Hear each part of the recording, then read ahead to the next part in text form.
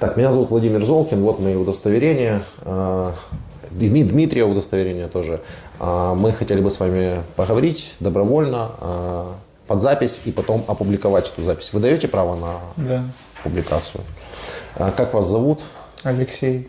Если можно полностью. Царюк Алексей Евгеньевич. На те вопросы, которые хотите отвечать, отвечаете. На те, которые не хотите, не отвечаете. Задаете встречные вопросы при желании. То есть, да, добровольная беседа. Расслабьтесь. Число, месяц, год вашего рождения. Откуда вы? 31.07.2000 года. Проживаю в городе Самара. Служил в Алтайском крае, город Алейск. Я вам перед в эту сторону, в эту сторону. Хорошо. Как доказать, что вы это вы? Что вы вот действительно проживали в городе Алейск? Вы знаете, может быть, кого-то оттуда, где учились, там какие-то знакомые, может быть, можете назвать какие-то примечательные места вашего У меня города? удостоверение личности и паспорт здесь находится. С вами? Привезли со мной сюда. Мои документы. Вам не запрещали, вы не оставляли нигде свои документы? Я нигде не оставлял. У личного состава подчиненных были собраны паспорта, но военные билеты были на руках. Я как офицер оставил с собой, у меня был с собой паспорт и удостоверение. Вы младший лейтенант? Лейтенант. Лейтенант. Вы что закончили? Дальневосточное высшее общевойсковое командное училище. Можете командира курса назвать? Хотя бы. Командир роты. Командир. Майор Шураян. Угу. Ну хорошо. Что? Соцсети. Соцсети есть у вас там? ВК, там, Да, есть. Инстаграм, например? Да. А как вас в Инстаграме можно найти? Можете сами, я вам дам ввести свои данные.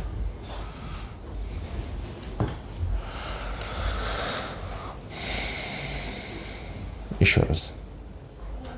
Нет, тут не нажатием, тут вот так вот оно. Раз. Все понял.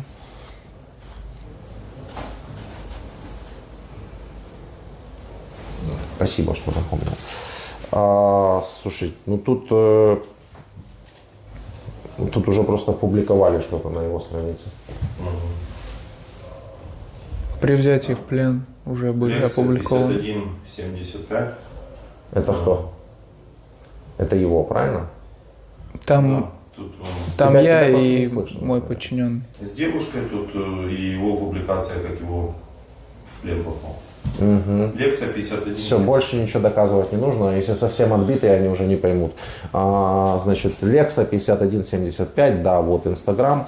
Я просто смотрю ваши фотографии, даже не открывая, просто вот так вот смотрю. Вот вы с девушкой, вот вы там с друзьями, вот вы там еще где-то. Нормальной жизнью жили, правильно? Да.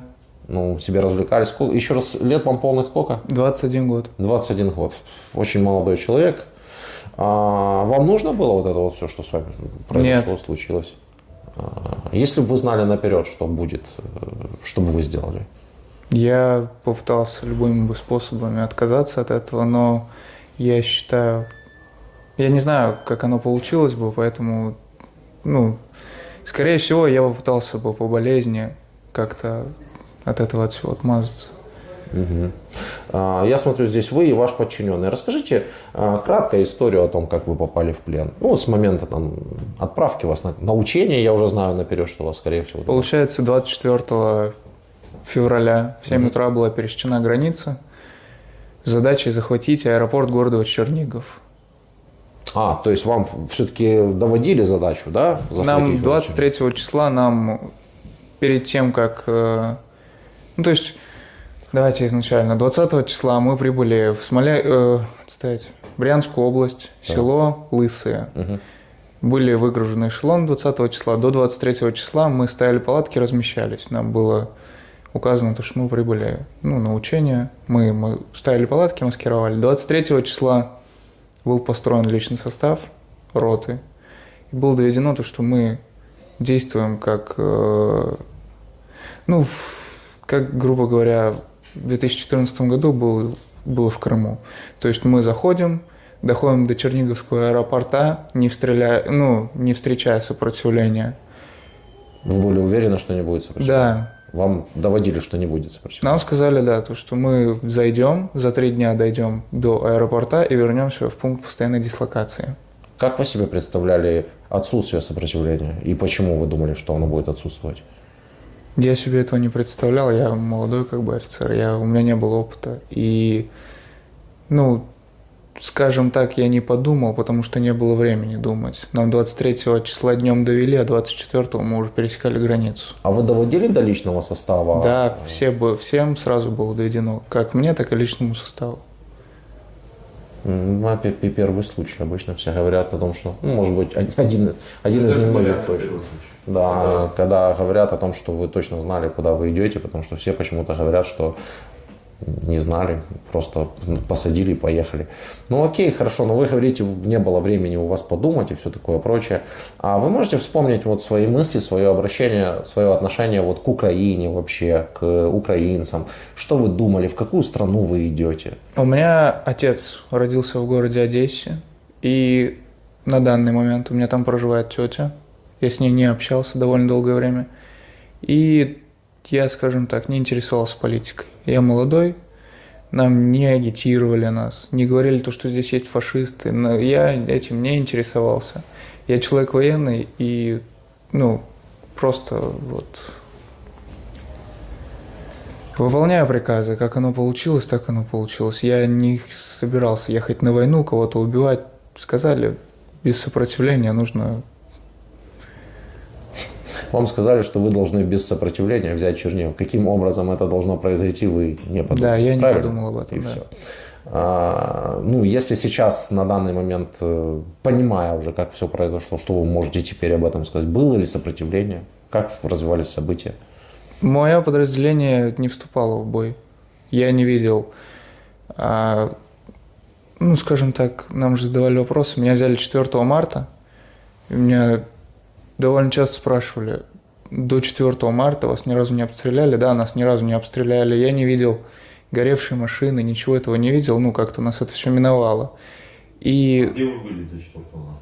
в селе Полуботки, Черниговская область. Вы зашли туда и остановились там? Зашли туда и остановились. Так. И у меня была задача прикрывать гранатометный взвод. Я пехота, мы защищали, ну, охраняли гранатометный взвод. Получается, Гранатометный взвод чем занимался в это время? контролировал дорогу. Ну, там стояли блокпосты, как нам сказали. И он охранял дорогу на случай отражения нападения. Так, ни выстрелов, ничего. Я слышал артиллерию, но я не знал откуда, куда, то есть довольно далеко артиллерия стреляла. Я не разбираюсь, не знаю, что стреляла. И 4 марта я со своим подчиненным пошел набрать воды. Там была колонка как бы в населенном пункте. И мы пошли в совсем другую сторону от дороги, получается. Ну, как бы в тыл. Где мы были встречены разведчиками. И они как бы внезапно вышли, нас было 2. Мы, не оказывая сопротивления, мы сдали оружие. И А почему вы так поступили? почему сдались в плен? Да, почему? Я не хотел никого убивать, и я не собирался умирать. Мне 21 год, как бы. Ну, я просто пытаюсь понять, вы к тому моменту все-таки уже поняли, что идет война, наверное? Да. И- Потому что как бы я слышал выстрелы. И я надеялся, что развернут нас, и мы поедем домой. Я не хотел этого всего. Просто как бы, понимаете, сомнительные мысли, что сзади, что спереди. Я просто уже на тот момент не знал, как оно все повернется. И на данный момент мне говорили что как бы все мои военнослужащие, которые были в моем подразделении, они уже все мертвы. Потому что, когда они отступали, их всех с артиллерии расстреляли. А это вы не знаете, это вы знаете Это из слов? Из слов я знаю, да. Поэтому, и на тот момент я тоже догадался, что так может быть, поэтому... Понятно, поэтому умирать не очень-то хотелось, Да. и вы как бы поняли уже, что происходило. Да. Хорошо, а что вы кушали до 4 марта? До 4 марта у нас получается, 9 дней я был на Да, территории Украины 9 до дней. плена. Нам были выданы сухпаи на 4 суток. 4 суток. У нас была остановка в Сидневе 27 февраля, насколько я помню. И когда мы зашли в Сиднев, у нас уже не было продуктов. Я, получается, спал. Ну, мы, когда заходили, мы ночью заходили в Сиднев. Я спал, когда колонна остановилась, я, получается, вылез. Мой командир роты сказал, что у меня нету машины, одна машина отсталась. Пока я ходил, искал машину, там была большая колонна. Я прошел вперед, зад колонны. В этот момент вскрыли продуктовые магазины. Там было 4 продуктовых магазина на центральной улице. Их вскрыли. Я не знаю, кто давал команду на вскрытие магазинов, и я, не слышал. Не знаю. Ну, не подумайте, что меня интересуют такие прям детали. Меня интересует... людям уже нечего было есть. И больше ваши мысли, ваши отношения. Вы же понимаете, это Украина. Да, да. Никто с хлебом солью не ждет. То есть тоже, наверное, уже должны были понять. Да. Вы зашли с оружием, с техникой, вскрываете магазины чужие, и вы себя чувствуете кем в этот момент? Миротворцем, хорошим человеком, плохим человеком? Не знаю, опишите как-то свое состояние. Я считаю, что нас обманули. Это мягко сказано. Кого-то, как вы говорите, что вы сказали, что я первый, кто говорит что знал, куда я иду.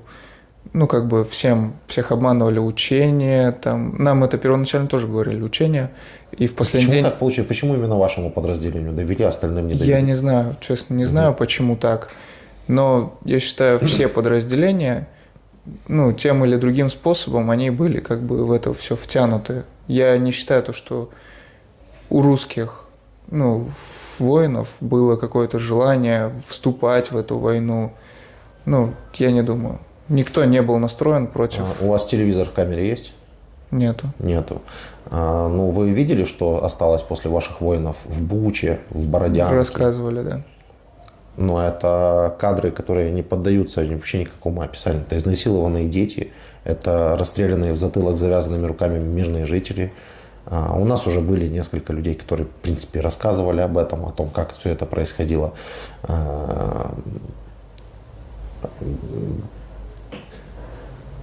Это люди вообще? Или что? Как можно? Вы говорите, у российских воинов не было никакого желания. Мы видим, они ушли из мирных городов, пригородов, городов, сел, и там кромешный ад просто происходит. Они оставили за собой. Я не знаю, кем это могло было быть совершено, потому что, у меня, я уверен, что мои подчиненные не могли бы такого сделать, потому что у меня подчиненные, возрастная группа моя, и там не было таких людей плохо настроенных. Я не знаю, возможно, ЧВК или какие-то другие национальности, может, я не знаю, честно слово, кто мог такое сделать. Вы допускаете такую мысль, что, может быть, это сами украинцы расстреляли своих Мне людей кажется, каким-то образом? Нет, я не думаю так. А что вы можете сказать тем россиянам, которые считают, что сами украинцы это все сделали? Например, как можно прокомментировать, что почему раньше украинцы не расстреливали свои города, не насиловали детей, не расстреливали людей, не мародерили, не вытягивали все подряд из квартир, а произошло это только именно тогда, когда туда зашли российские воины, как вы их называете? Я не знаю, как ответить на данный вопрос. Хорошо. Потому что я не считаю, что это сделали украинцы сами. Хорошо. Скажите, пожалуйста, вы же, наверное, изучали чуть-чуть историю, да? Да. Хотя в самых общих чертах. Кино смотрели, в конце концов. Да. Чем россияне отличаются в данном случае от фашистской Германии, которая вторглась в Советский Союз? В данной ситуации, Да. Я считаю, что ничем. Я слушал радио, смотрел телевизор первое время. был. Нет, тут, знаете, даже без радио, без телевизора, потому что вы же сейчас смотрите или слушаете наши каналы, нашего вещания. Россияне могут посмотреть и сказать, ну так ему же там уже эти вот в общем, как они их там называют, рассказали, да. Мне... Да. Ну, просили не совмещать вот эти вот все, обидно на самом деле многим украинцам это такое вот слышать. Из ваших ощущений, из того, что вы видели, вы зашли вот в чужую страну с оружием и так далее. Чем, в принципе, вот вы отличались от фашистов фашистской Германии? Тем, что Германия, она знала, куда она идет и зачем, а мы нет. Я так считаю. Тут можно предположить, что Германия тоже не все солдатики молодые, не все офицеры знали и понимали, куда они идут. Да, у них, конечно, шла пропаганда более открытая и прямая перед вторжением, но ведь таки у вас же по телевизору все это время рассказывали о том, что в Украине здесь идти послушать вашего этого покойного Жириновского, да, и всех остальных прочих. Они же прямо рассказывали о том, что Украину надо задушить, раздушить, раздавить и так далее. Кадыров перед этим выступал, рассказывал: я до Киева дойду 3 дня, мне Дон надо сказать, только скажи, я приду, и тут всех вот, а потом в результате все, что он смог сделать, это пару селфиков в бункере. У вас же тоже была открытая пропаганда против Украины? У нас не было пропаганды. И, как я уже сказал, я не интересовался политикой, поэтому Тут вопрос, вы не интересовались политикой, не смотрели ТВ российское, или у вас не было пропаганды? У нас не было разговоров между собой об Украине. Но по телевизору-то они были постоянно. Я не смотрю телевизор. Тогда понятно, тогда более понятно. Еще раз, меня все-таки, я же говорю, меня интересует, поймите, это такой себе кинематографический сюжет. Меня как журналиста интересует, вот вы стоите, вы молодой офицер, вы не заморали себя ничем в своей жизни, по сути, скорее всего, да? А какой ваш жизненный путь? Закончили вуз соответствующий, пошли в армию, приехали в Украину, и вот вы стоите, видите, как ломают в чужой стране магазины, потому что нужно прокормить, собственно говоря, вот всех остальных людей, которые с вами зашли. Что вы думаете в этот момент? На тот момент я думал, что нельзя этого позволять, и я сразу построил подчиненных мне людей, и я сказал, что такого не должно быть. Но также я понимал, что людям нечего есть, и я сказал, можете взять необходимое. Вода, хлеб, что-то вот, то, что можно съесть. Яйко, млеко. Фашисты тоже ходили по селам и говорили, яйко, млеко есть у людей? Было ж такое? Яйцо, молоко. Угу. Они так говорили. Так вот вы не знали, допустим, да? Вы знали, что вы говорите, отличались от фашистов тем, что фашисты знали, что они идут войной, да? А вы думали, что вы идете с миром для того, чтобы просто зайти и прогуляться, да? То есть то, что вы не понимали, что вы идете войной, это, извините, просто чисто в меру ваших каких-то недоинтеллектуальных способностей. Знаете, извините меня, но когда офицера отправляют с оружием на боевой технике и со взводом со своим, да, в чужую страну суверенную, и говорят, вы просто пройдетесь без сопротивления, а у него не закрадывается мысль о том, что сопротивление будет, это говорит о недостаточной развитости просто, чисто интеллектуальной. Поэтому, если предположить, что вы должны были предположить, что будет, да? Должны были, согласитесь, вы же должны были предположить, что должен будет. был. Так чем все-таки отличаетесь от фашистов? Потому что и те знали, куда они идут, и вы должны были, по крайней мере, знать, куда вы идете. Еще раз говорю, да, я не спорю с вами. В меру своей глупости у меня не было времени подумать и осмыслить данное решение. Я уже пожалел об этом. У меня было время осмыслить, я пожалел. Не хочу продолжать эту логическую цепочку, потому что меня снова сейчас обвинят в том, что я наталкиваю кого-то на какие-то ответы, но на самом деле здесь просто настолько все очевидно. Окей, Мы хорошо. сдались. Да, как Детали попали будут. в плен, вот интересно. То есть, ну, вы пошли куда-то, встретили, говорите, разведчиков, да? Они, да, мы пошли, я с подчиненным пошел за водой набрать воды, и 4 разведчика вышли со стороны. Ну, то есть мы их не видели, нам крикнули руки вверх, ну и сдавайте оружие. Мы недолго думая положили оружие и сдались в плен. И все, да? То есть, И все. Ну, далее нам смотали руки сзади, и уже повели, я слышал сзади выстрелы. Как нам сказали, то что 3 моих подчиненных шли за нами, и они пытались оказать противодействие, ну, я не знаю, Мгм. оказать Как сопротивление. звали ваших этих подчиненных? Я не знаю, кто за нами шел. Мгм. Сколько у вас личного состава было? 18 человек взвод. 18 человек. Мгм. И после этого что было дальше? Вас взяли в плен? Ну, я вижу, опубликовали в Инстаграме то, о чем вы говорили. Да. И дальше что? Вас пытали, издевались над вами, били вас? Что происходило? Нас отвезли, я не знаю, куда нас возили. Первые сутки допрашивали разведчики, контрразведчики, после чего отправили в Черниговское СИЗО, где я находился месяц. Не надо называть точные места, где вы там находились или находитесь. А знаете почему не надо их называть? Почему? Ну, вы вот здесь находитесь давно? 2 дня. 2 дня, значит, ну, как раз последние 2 дня не стреляют. А вообще мы предполагаем, что для того, чтобы вы здесь много не рассказывали, сюда может прилететь российская ракета. Я понял. Ну, то есть, я не знаю, как вы относитесь к сирены такому. Да, слышали? то есть, Да.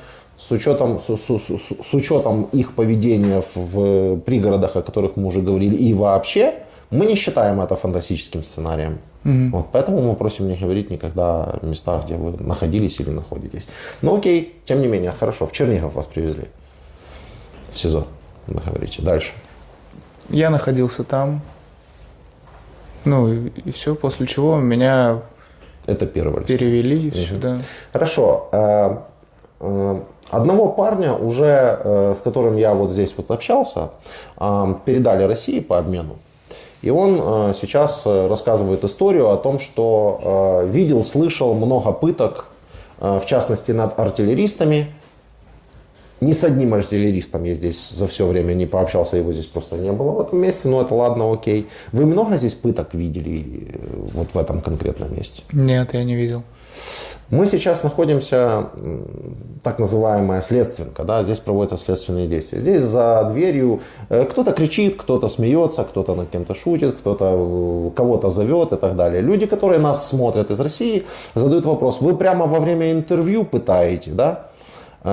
Пытают здесь кого-то во время нашего с вами интервью? Нет. Не пытают. Хорошо, давай позвоним тогда вашему отцу, только вы должны будете у него спросить, дает ли он право на то, чтобы вы поговорили под запись. Сказать, почему так делается? Скажите. Потому что потом к нему приезжают спецслужбы России и заставляют его писать нотариально заверенное письмо в YouTube о том, что на него оказывалось какое-то давление. И наши ролики блокируют. А зачем мы снимаем эти ролики, как вы думаете? Чтобы предотвратить дальнейшие какие-то действия со стороны нашей страны. Ну, в общем, да. А это хорошо или плохо вообще? То, что вы делаете, Ну, то, что мы пытаемся предотвратить. да, и то, это что- хорошо. Конечно, это хорошо. Дозвонились. Спросите, пожалуйста, дает ли он согласие, и дальше говорить. Ну, прошу прощения, вообще обычно даем нормально поговорить и тоже также задаем, соответственно, раз ваш отец не желает, но тем не менее, да, разговор ваш не попадет в запись, но тем не менее он говорит, никто ни в чем не виноват. Вы согласны с этим утверждением? Я не согласен с этим. Не согласны. Я, не знаю, как бы... Не знаю, пропаганда, наверное, сильная. Сильная пропаганда. Я здесь уже, понял, ход событий, там, что, как оно на самом деле происходит. А что вы поняли? Я понял то, что ну, у нас дома в России просто пропагандируют, закрывают глаза, показывают совсем другую картинку. Вот даже сейчас. Как бы, У нас людей, я даже уже хоронят, просто даже до кладбища не успевают довести. Просто где могли. Мама похоронила дочку в той же Буче, по-моему. Да, это, в общем-то, во всех. Прям под подъездом там накрыла шифером куда-то и как-то, потому что не было другой возможности. Дочку мама похоронила. А ваш папа сейчас говорит, то, что они там делают, у них ничего не получится. Кто что у нас делает, что у нас не получится? Что происходит вообще? Чему они, пропаганда, есть же предел какой-то, наверное. не знаю, я сам не понимаю. Я удивился. Я еще раз повторяю, у меня отец сам родился в Украине, в городе Одесса. А где он работает? Он сейчас работает в охранном предприятии, бывший военнослужащий. Тете не хотите позвонить в Одессу? Она вам интересно то же самое расскажет или нет? Я с тетей не общаюсь, я не знаю Вы не номер. общаетесь, да? А что значит его фраза? Ничего у них не получится. То, что Не они знаю. делают, ничего у них не получится. Дословно. Я сам не понимаю. А почему он боится говорить с вами? Ну, почему, да? Почему? Это как бы- Ну, ладно, под запись не хочет человек говорить, все, ладно, мы пошли по 25-му кругу. Что-нибудь можете передать людям, которые вас смотрят и посмотрят, и тоже их там, может быть, отправляют сюда, россиянам вообще, что вы можете передать? Если хотите что-нибудь передать. Здесь нету в Украине фашистов, каких-то националистических движений. Это все обман, пропаганда, зомбирование людей, как говорят. Националистические движения есть почти в любой стране Ну, мира. вы Просто понимаете, о россияне чем я. возвели их в культ, Да. как будто кроме них у нас больше ничего нет в Украине. А я думаю, что у нас на националистические движения припадает такой же коэффициент примерно, как и в России среди населения. Ладно. Окей, несколько простых вопросов напоследок. Что такое русский мир? Как? Что такое русский мир? Я здесь довольно часто слышу это выражение, и, Не то, что вы услышали, а вот то, что вот вы об этом думаете. По возможности. у меня нету своего мнения, я вот говорю, что я здесь наслушался, и об этом все думают очень плохо здесь. У меня нету представления об этом своего. Жизнью в России вы вообще довольны были? Да, Путина уважаете? нет, А есть ли свобода слова в России? да, Вы не видели никогда на митингах людей задерживают за пустую бумажку или просто задерживают людей ни за что на митинг? здесь видел по телевизору. А там не видели? Там я не ходил на митинги. Вы же не смотрели телевизор, да? Да, Так вы считаете, это свобода слова, когда людей задерживают ни за что на митингах? я считаю, нет. Но у нас прописано в Конституции. Такого не должно быть. Вы себе российскую армию ранее, до вторжения в Украину, представляли более сильной? Или вы как-то изменили мнение о вашей армии после этого вторжения? Я изменил мнение, о командовании, о вышестоящем командовании. Об армии я знал, то, что все не очень хорошо. А действия вашего командования, например, по 5-бальной шкале, как бы вы могли оценить? Скорее в отрицательном направлении. А отношение к вам как к пленному? По 5-бальной шкале Да, допустим. 4. 4. А что хотелось бы лучше? Скажем так, здесь все хорошо. До этого в Чернигове с питанием были проблемы. Вы знаете, что Чернигов был в блокаде 30 дней? Тебя не слышно, плохо слышно. Чернигов, где вы находились до этого, в блокаде находился 30 дней. Его обстреливали со всех сторон. Люди в Чернигове в подвалах сидели при нулевой температуре, без еды и без воды неделю. В частности, его мама. 2 недели. 2 недели. Еще раз пожалуйтесь на питание в Чернигове. Так я просто, чтобы лучше понял. Я не буду жаловаться. Нет, ну, вас чем-то кормили, а там жители самого Чернигова ничего не ели Да, вообще. я понял вас. Вы понимаете это? Да. Ну, это реальность, это факт. Тут факт-чекинг можно провести и выяснить то, что я говорю. Меня спрашивают иногда, почему мы должны вам верить? Почему мы должны верить, что вы, например, говорите со мной добровольно? А потому что здесь звучит огромное количество деталей, которые можно сопоставить из открытых источников и выяснить. Во-первых. А во-вторых, мы изначально даем всю информацию открыто. Россия уже 5-й раз изменила свою позицию. Вообще непонятно. Вы, кстати, вообще считаете, это спецоперация или это война? Это война. А вот в России так не считают. Там считают, что это какая-то спецоперация.